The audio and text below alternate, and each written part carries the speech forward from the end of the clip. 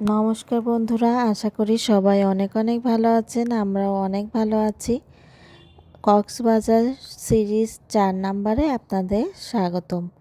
আমরা গিয়েছিলাম পালঙ্কিতে খাওয়া দাওয়া করতে, সেইটাই আর কি আপনাদের সাথে শেয়ার করছি। কক্সবাজার নেমেই আমরা সমুদ্রতে একটু নেমেছিলাম, নেমে তারপরে আমরা এই পালঙ্কিতে খাওয়া দাওয়া করেছিলাম। পালঙ্কির খাবারগুলো এত মজা ছিল আর কি বলবো।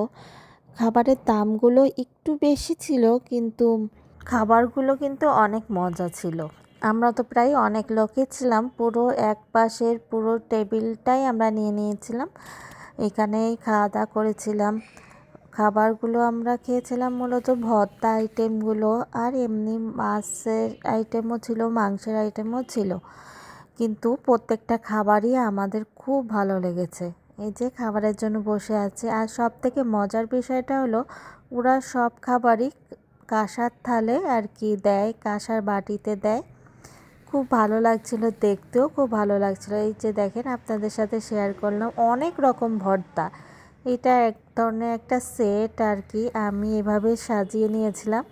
আর দেশি মুরগি নিয়েছিলাম আমরা।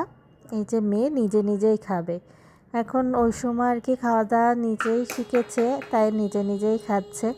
আর এইখানের এই শাহি জিলাপিটা এত দুর্দান্ত ছিল, গরম ছিল, খুব মজা লাগছিল খেতে। তারপরে আমরা খাওয়া দাওয়া শেষে সমুদ্রের পাশে এসে দাঁড়ালাম, কারণ রেস্টুরেন্টটা সমুদ্রের পাড়েই আর কি।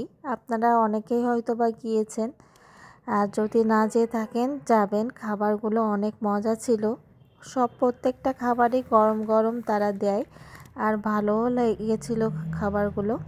আর এইবার আমরা একটু ওই দিকটা ঘুরতে যাব, পরবর্তীতে কোথায় ঘুরতে যাই সেগুলো আপনাদের সাথে শেয়ার করব। আশা করি পাশে থাকবেন।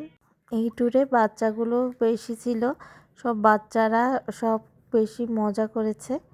এই যে দেখতে পাচ্ছেন, আমরা 2 বোন আর মেয়ে একই কালারের ড্রেস পরেছিলাম। বছরে একবার 1-2 বার না ঘুরতে গেলে কিন্তু ভালো লাগে না, কেমন যেন একঘেয়েমি লাগে।